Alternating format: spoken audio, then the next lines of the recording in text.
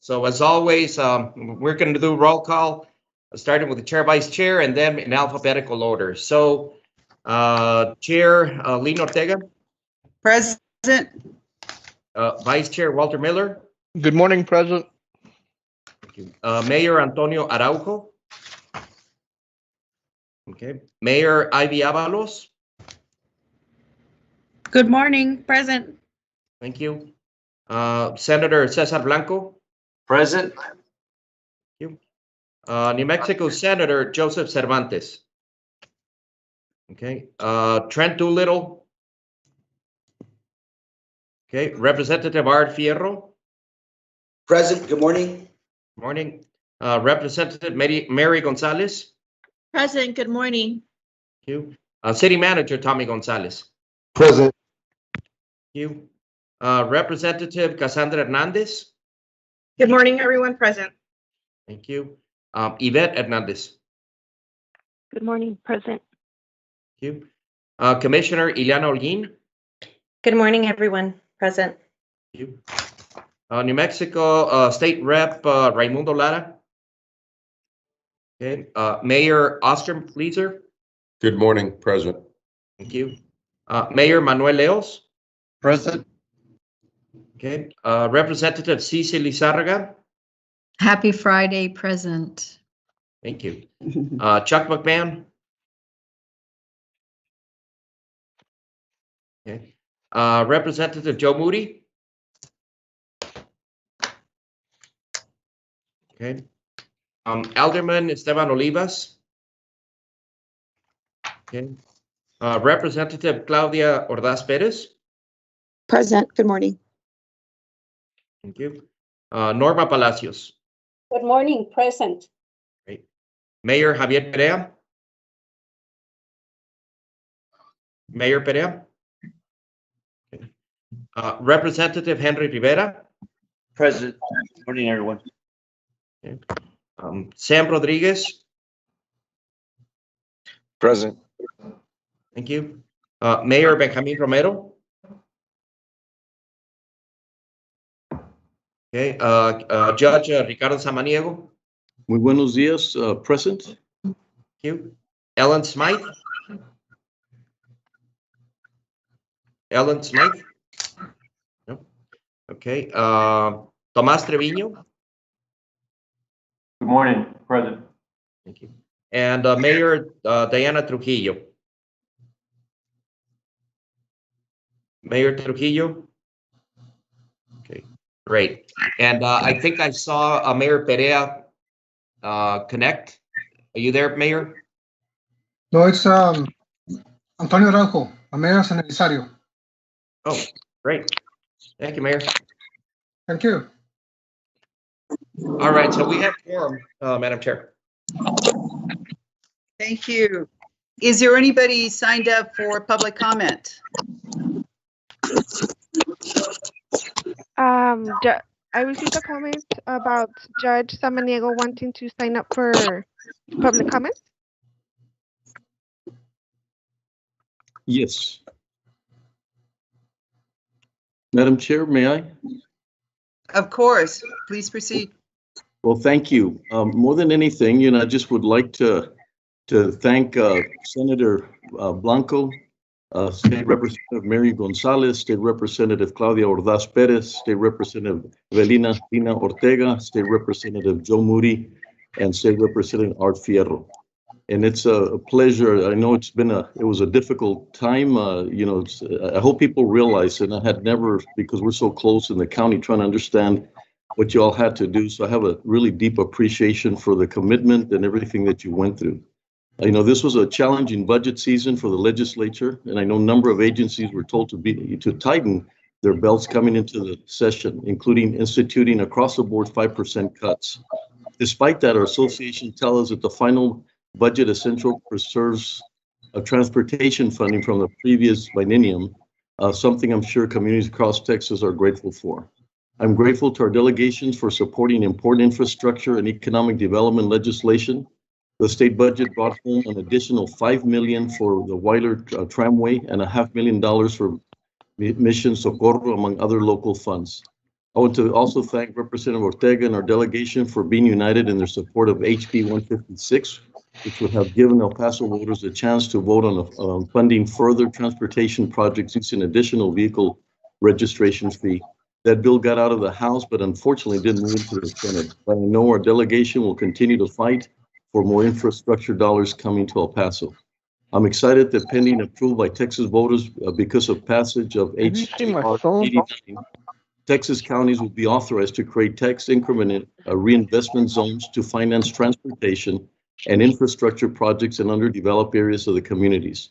This would be a major new tool in our toolbox. I know this was supported by our delegation and local transit advocates. So more than anything, I want to thank you for your dedication, your time away from home, and everything that Senator Blanco and the delegation had to go through. So once again, I hope you do feel from our community, from all of us, a very heartfelt thank you.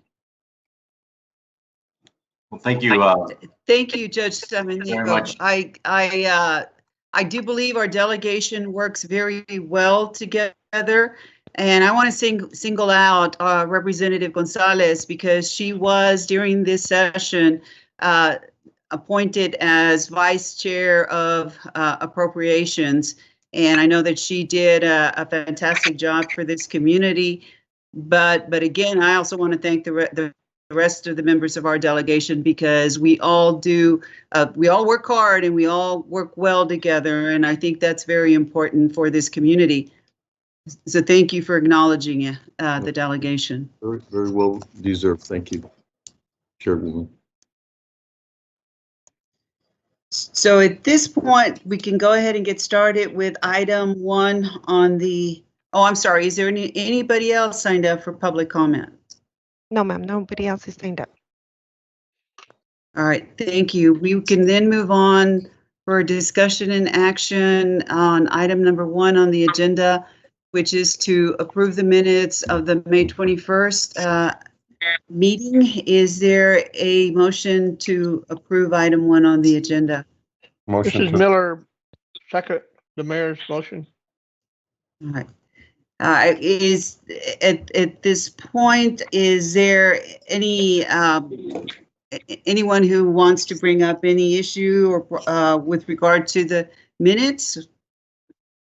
Hearing that none, is there anyone not in favor of approving the minutes of May?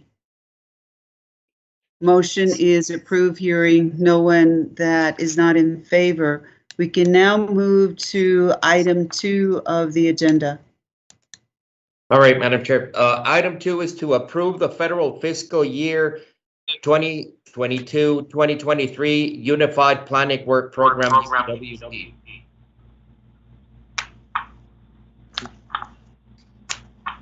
Is Eduardo, is there any presentation or discussion on this? Or just need an approval? We have a short presentation just to update the policy board about what's in the UPWP. All right, thank you. Hello, good morning. Gabriela Lopez with the El Paso EPMPO. I'm going to be providing a brief overview of what the Unified Planning Work Program is and the tasks that are contained in it for this upcoming 2022 and 2023 UPWP.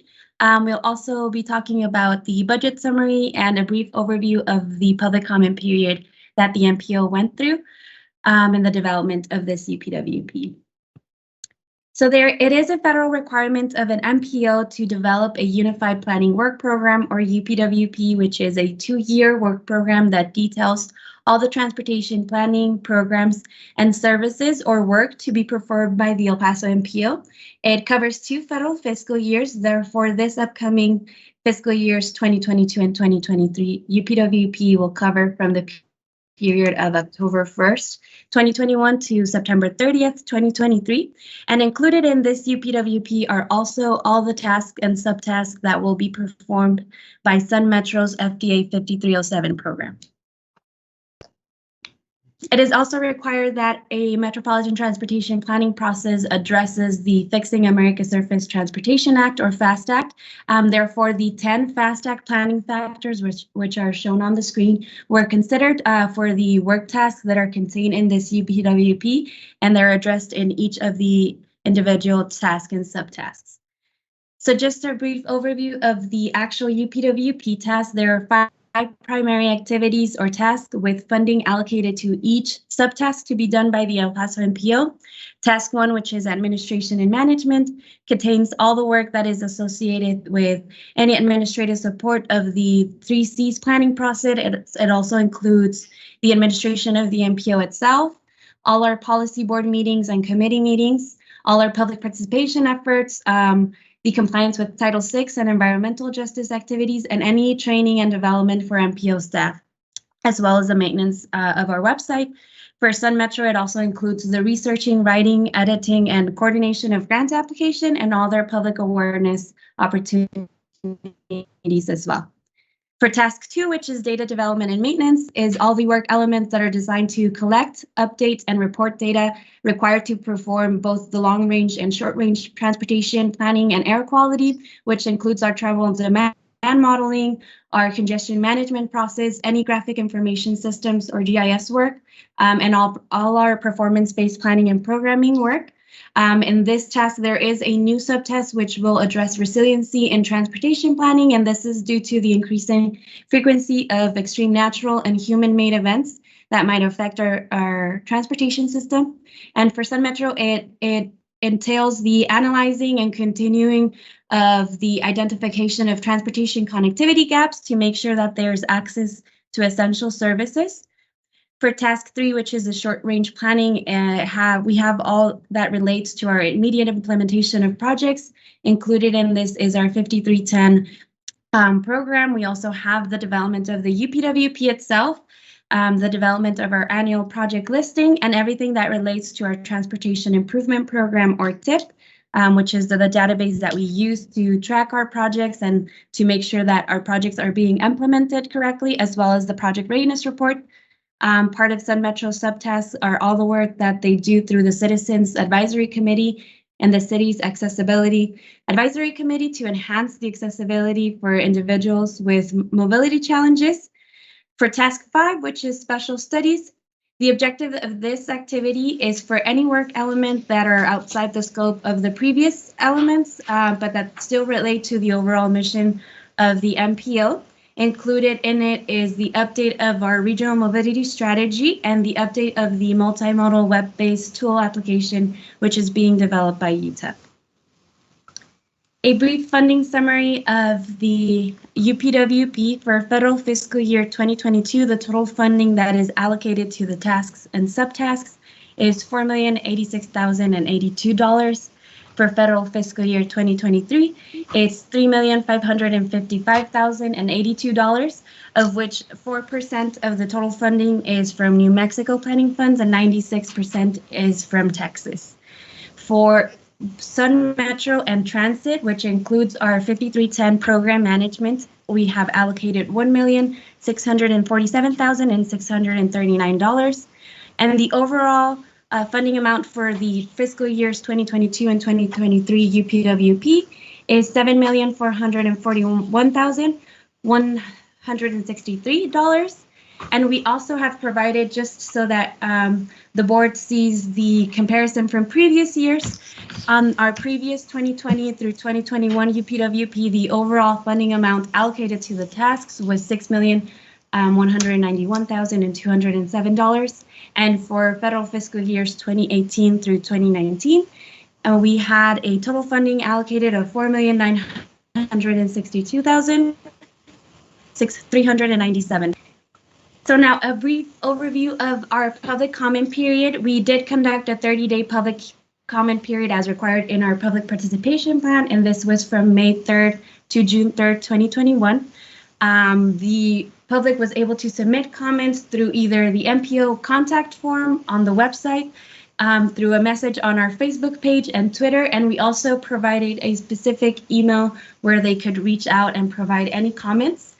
We did not receive any comments from the public. However, we did get feedback from NMDOT and TxDOT, and that has been addressed and taken in consideration. We did held 2 virtual public meetings. Those were conducted on May 12th from 5:30 to 6:30 p.m. and on May 25th from 4 to 5 p.m. The recording from the meeting that was conducted in May 12th was made available in our website and in our social media. So if anyone wanted to go back and watch it, if they weren't able to attend, they could do that and also provide comments. So that's it for the brief overview. I do have here the two main points of contact for the UPWP, George Inostroza, who is our program administrator, and myself, Gabriela Lopez, if you have any questions regarding the UPWP. Before we take any questions, I want the record to reflect that Representative Moody is now present for this meeting. Are there any questions? I see Mr. Miller's hand is up. Mr. Miller? Yeah. Yes, thank you, Madam Chair. No, I was a little concerned when I saw a decrease in funding from year one to year two of $500,000, but in the cumulative of the years before, it's an increase. Is that correct? We went from 6 million to 7 million. Yeah, I'll take that. I'll give it a shot there. Our planning funds are the basic planning funds that we get from Federal Highway and FTA from both New Mexico and Texas are pretty stable. The differences that you see there are additional funds that we may be able to get through different grants, right? Okay. So, for example, one additional pot of money that we've been able to secure a couple of times come from the SPR pockets from New Mexico DOT that we have been able to use or dedicate for the development of our travel demand model. So that's in addition to, so that was a really good thing. And I think on this one, we also have another grant that we got from TCEQ, from Texas Commission on Environmental Quality, to develop a tool that can allow us to do some emissions analysis, a quick analysis without going through the full-blown conformity process. So that's a main reason why you see that variation. But the core planning funds are pretty stable, and I believe they, if they increase a little bit every year, it's a minor increase, but that's hopefully that explains the difference. Thank you. Are there any other questions? Okay, I don't see any other questions, so we can go ahead and vote. Well, you've already made the motion, so let us take a vote now to approve item 2 on the agenda. This is Miller, move to approve. Is there a second? Second. Okay, is there anyone who is not in favor of the motion? Seeing none, the motion is approved, and we can now move on to item 3 on the agenda. So, discussion and action to approve recommendations from the Transportation Project Advisory Committee. Item 3 is authorize the Transportation Policy Board Chair to sign a resolution of support for the Town of Horizon City's application for the U.S. Department of Transportation's RAISE grant funds for the following project: Transit-Oriented Development Infrastructure Phase 1. I'll turn it over to the TPAC Vice Chair, Jose Landeros. Thank you, Mr. Calvo. Good morning, Chair, members of the board. Jose Landeros, Vice Chair for the Transportation Project Advisory Committee. The Town of Horizon City is submitting a grant application for their transit-oriented development located at the intersection of Horizon Boulevard and Darrington within the town. The application is specifically for planning funds in the amount of $1.74 million for various design phases of infrastructure at the proposed site. This is the similar federal grant program that the board submitted a letter of support to for the City of El Paso's application at last month's meeting, and TPAC is recommended unanimously a letter of support be submitted for this project as well. I do believe that Dr. Terry Casala from the town is available with a presentation if the board should choose to seek more information, and available for any questions that the board may have as well.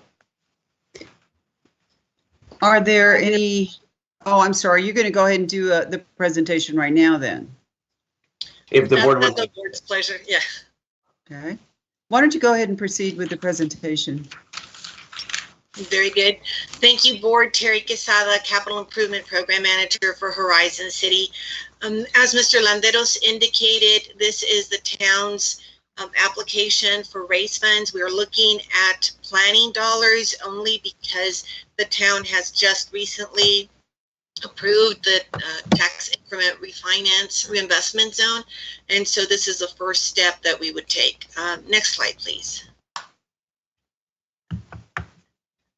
So to provide some background on the planning funds that the town is requesting for design, you can see the various elements. We're looking primarily at the design for Dilly and DeLake, which are the two roadways that would border the first phase, the TOD, as well as design for transit plaza and parking lot that would support transit functions and transit routes in Far East El Paso County. Next slide, please.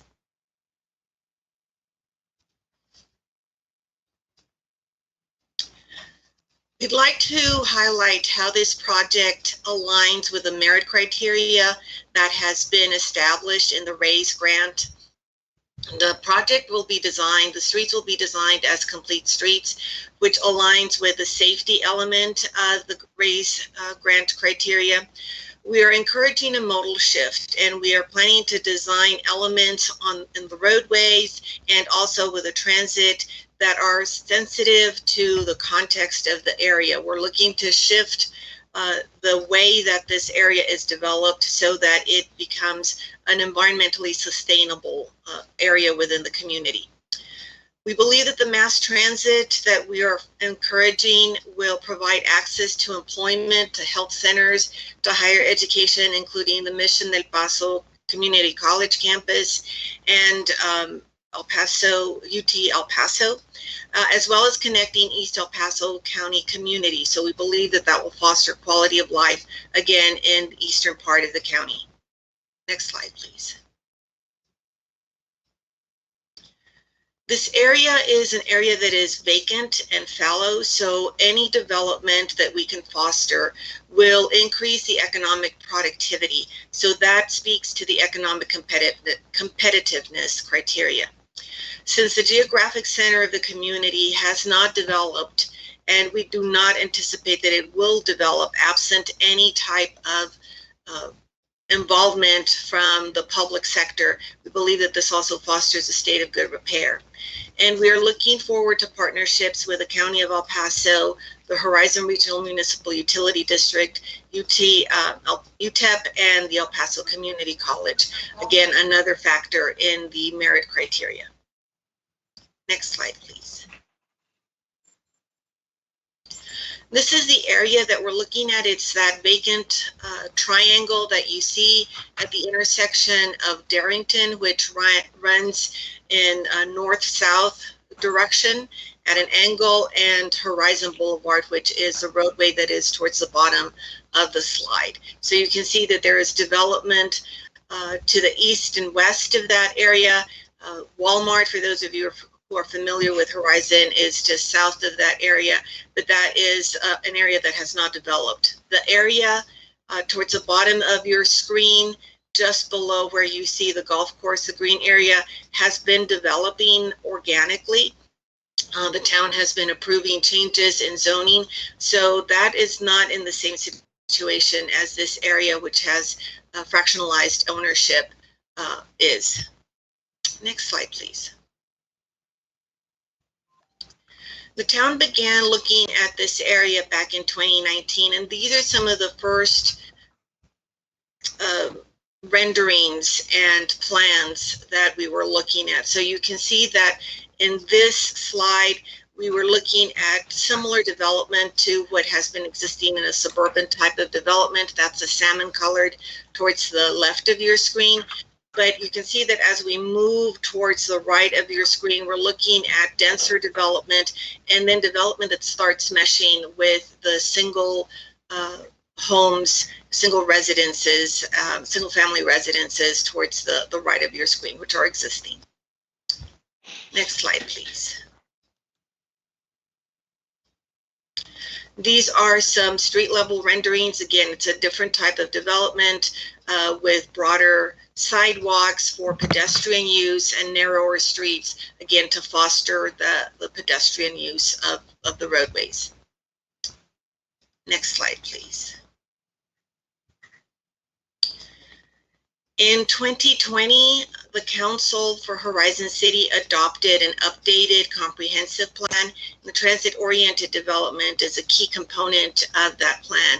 Again, you see the triangular area identified in this slide with greater density within that first corridor. The yellow continues to identify residential development, but you see the commercial development along North Darrington, public development in the blue that you see on the left-hand side, in the center of the development, and then also towards the right area being rightmost area being Corky Park, an existing park that serves as a central park and gathering point for Horizon community.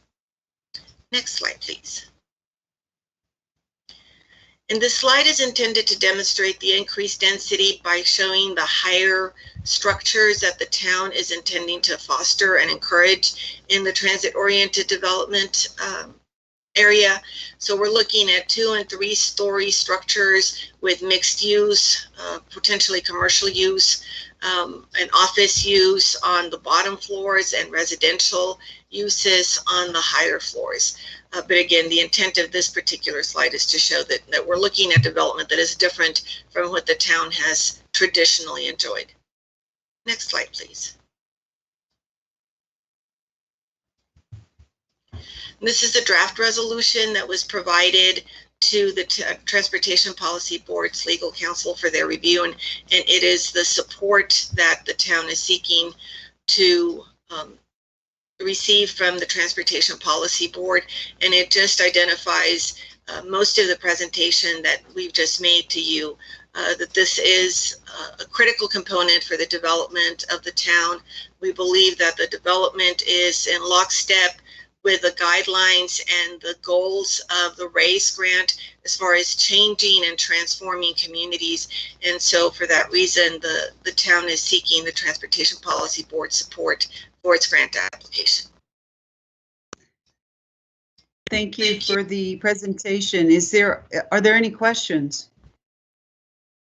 Okay. Mr. Miller?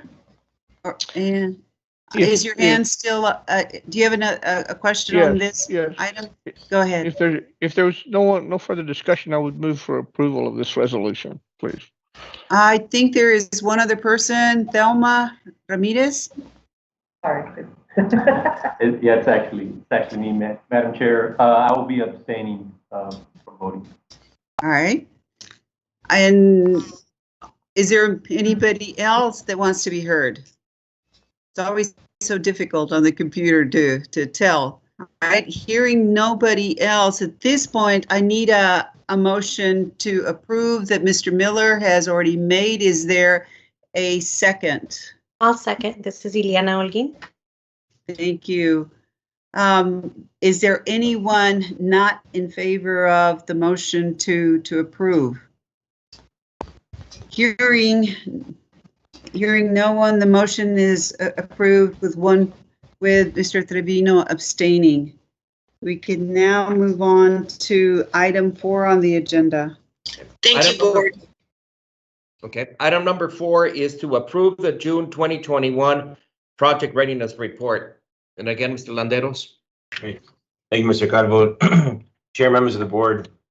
This item is your administrative review of all major projects that are ongoing currently in the MPO. The purpose of the readiness report is to ensure that milestones are being met in a timely fashion and to bring awareness to the board and to staff of the sponsoring agencies of any issues that a project may be having to attempt to proactively resolve those.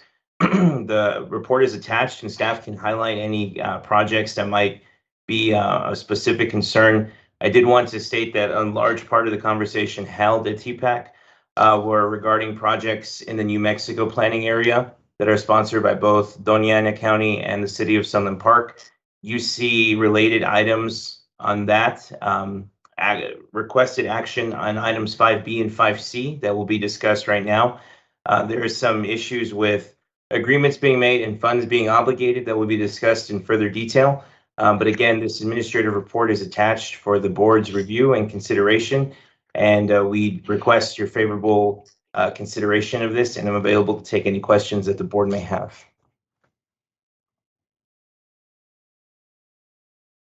I do not see anybody raising their hand.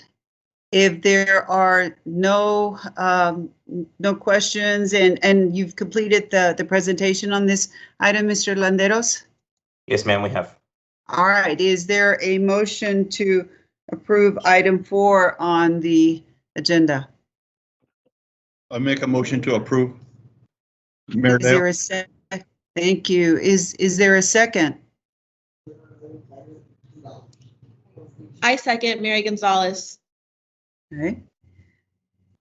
If there is no further discussion, then at this point, is there anyone who is not in favor of the motion? Hearing none, the motion is approved. Thank you. Now we can move on to item 5 of the agenda.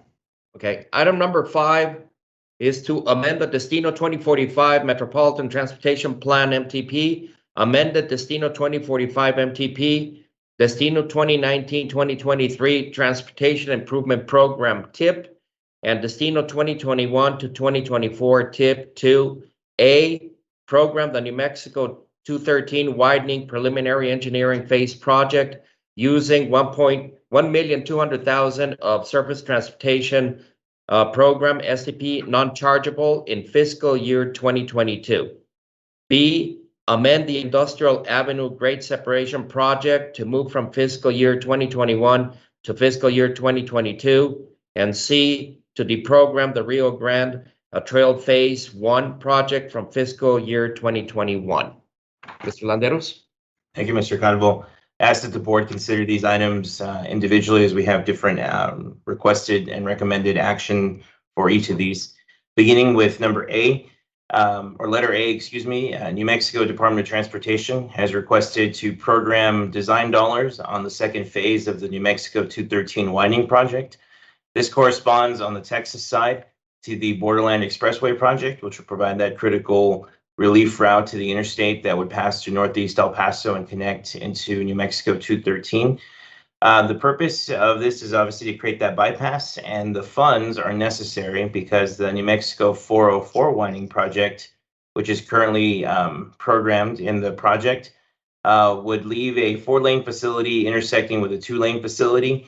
And so these design funds are intended to ensure that the intersections of all of these highways and all these connections are as safe as possible, following all the guidelines and standards for this type of construction activity. And so we, TPAC recommended this unanimously and asked for the board's favorable consideration, and available to take any questions that the board may have.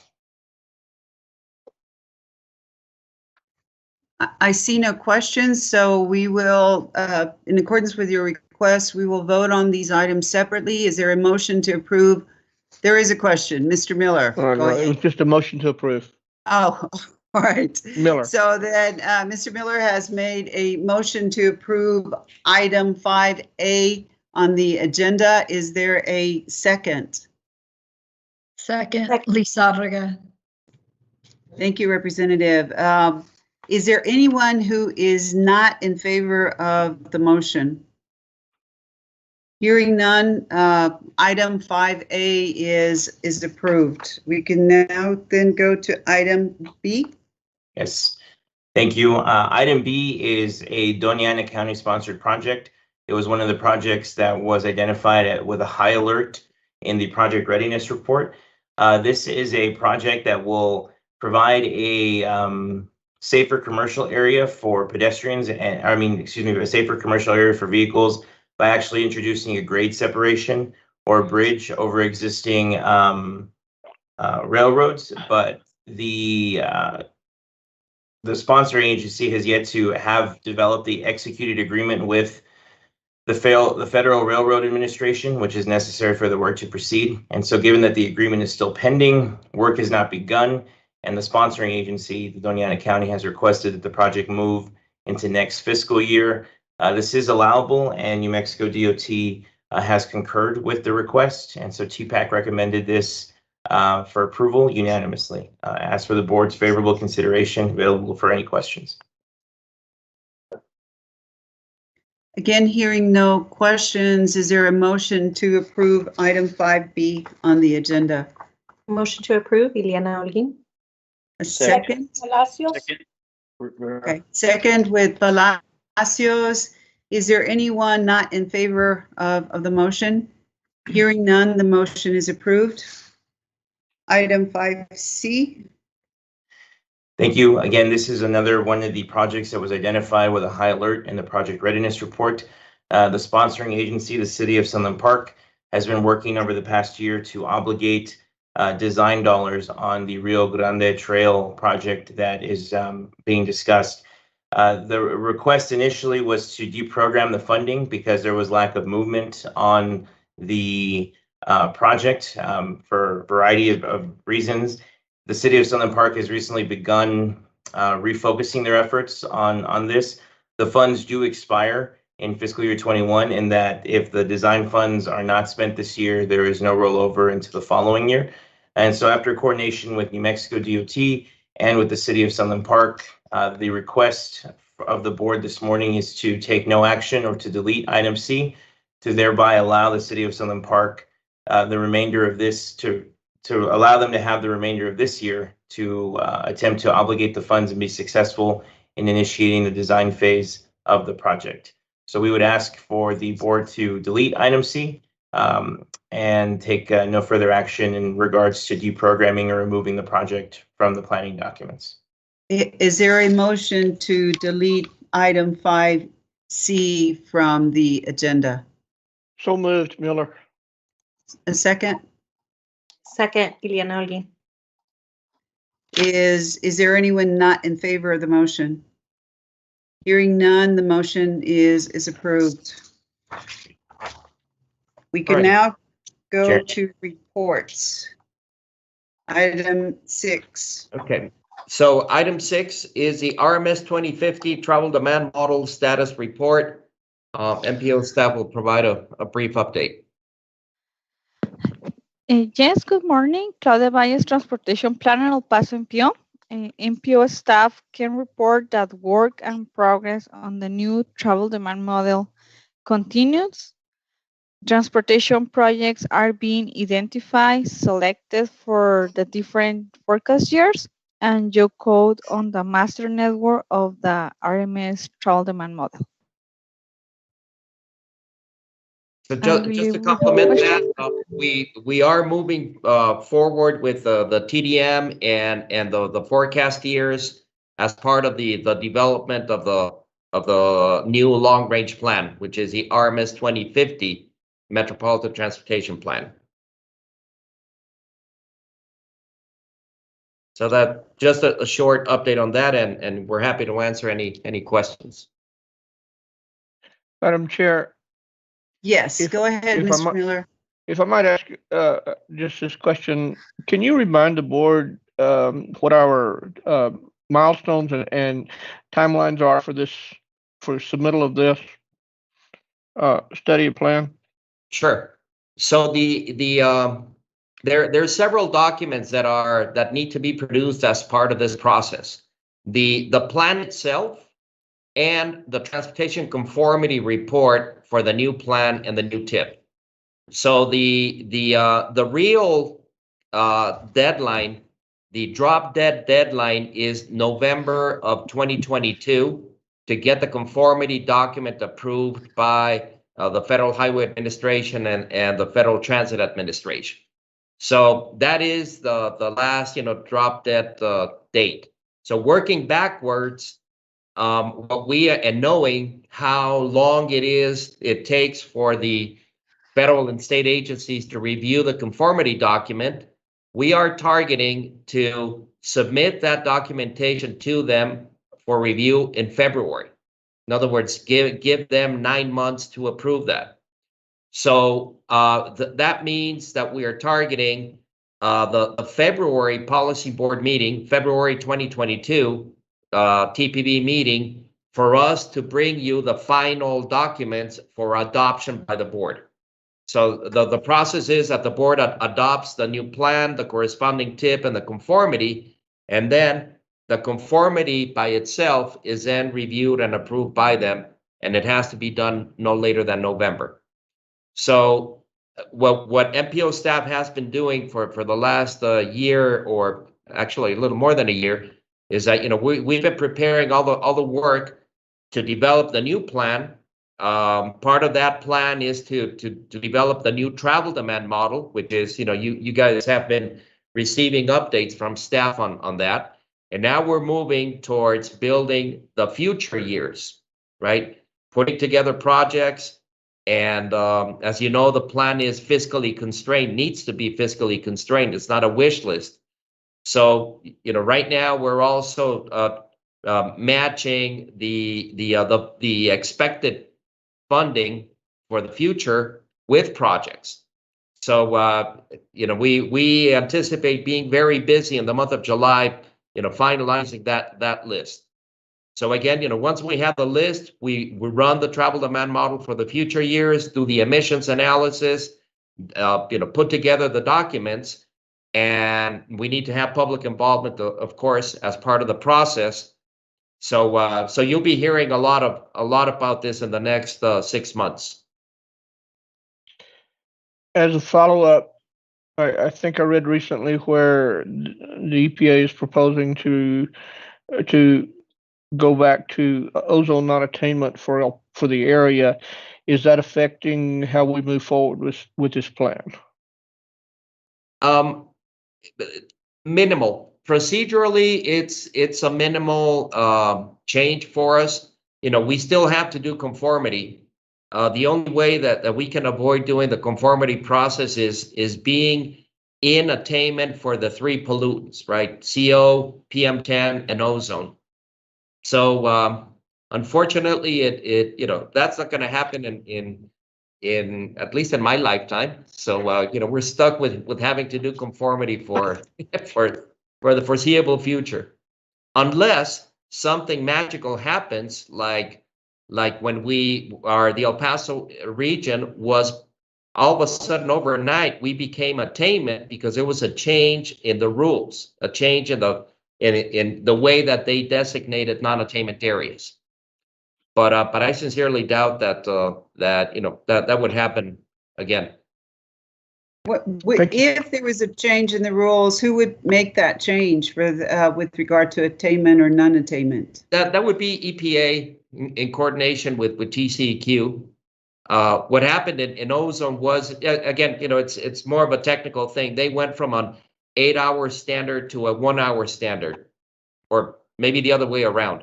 So when you looked at 1-hour emissions, yeah, we were very peaked in ozone, right? But when they changed from the 1-hour standard to the 8-hour standard, we were below the threshold. So that's why magically overnight we went from non-attainment to attainment. But the concern now is that emissions of ozone are increasing here in our region, and we may fall, you know, above the threshold, which puts us in non-attainment for ozone again. Okay, thank you. Any other questions on that report? I don't see anybody else. Let us go to report or item number 7. Item 7 is a Regional Mobility Strategy, RMS 2020 Project Development Status Report. Again, this is a monthly report we provide to you all on a regular basis. There's not much to report as far as well, anything negative. It's all good. Projects are moving forward.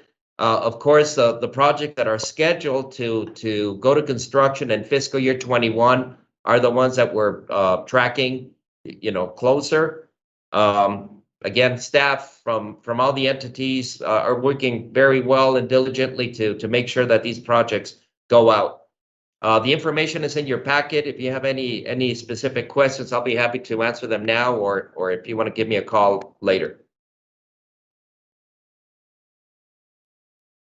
Mr. Calvo, then we can go to item number 8, your report. Right. So I just have one announcement on this, and it has to do with TxDOT's fiscal year 22 UTP, the Unified Transportation Program, which is the 10-year document that TxDOT puts out every year, identifying potential funds for projects. We've been working together, for the last few years with the district and the TxDOT administration to hoping that our priority projects get funded. But very specifically on this, it's to let you all know that the public comment period for the UTP will happen between July the 9th and August the 9th. And there will be a public meeting on July the 7th. I think it's going to be virtual, and a public hearing again on August the 2nd. And we'll circulate the notice, make sure that everybody gets it so that with the exact details and the links and all that. Again, what is significant as part of the UTP process is that the draft UTP is going to be presented to the Texas Transportation Commission on Wednesday. It was supposed to be actually yesterday when they have the regular meetings on the 4th Thursday of the month, or the last Thursday of the month, but it was moved back to Wednesday, next Wednesday, and that's the date where TxDOT staff will be presenting the draft UTP to the commission. There's going to be a lot of eyes watching that, because all regions throughout the state are hoping to see their projects in that especially the funding categories that have to do with where the commission has discretion, categories 4 and category 12. So with that, just wanted to make that announcement, and hopefully you all can participate in the public comment period. And as soon as a commission or TxDOT releases a draft to the public after the commission meeting, we'll make sure to send you either the document or the links so that you all can review it as well.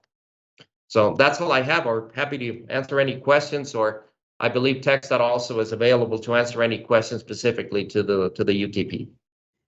Is there any comments that anyone from TxDOT wants to make at this time? Or any statement, questions? No, Madam Chair, not at this time. All right, thank you. It is a very competitive process with regard to especially category 12 on the UTP.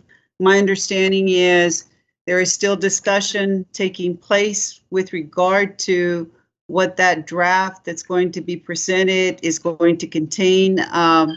But we will know by next Wednesday as to whether any of the substantial projects that this region is seeking will be on that UTP. And there's certainly always room for potential change depending on what happens next Wednesday. So providing comment to the commission during that time period that Mr. Calvo just talked to us about is important. And if anyone wants any guidance or whatever, I know Mr. Calvo is available to talk to any member of the board. That is the last item on reports, and I don't see any further discussion. So then I am now open for a motion to adjourn. So be. A second? I'll second. Miller. All right, well, we are now adjourned. Our next regular meeting is scheduled for July the 23rd at 9 o'clock. Thank you. Thank you all for attending, and you all have a great weekend. And again, if anybody has any questions on anything, please reach out. Thank you. Great. Thank you very much. Thank you. Have a good weekend. Thank you.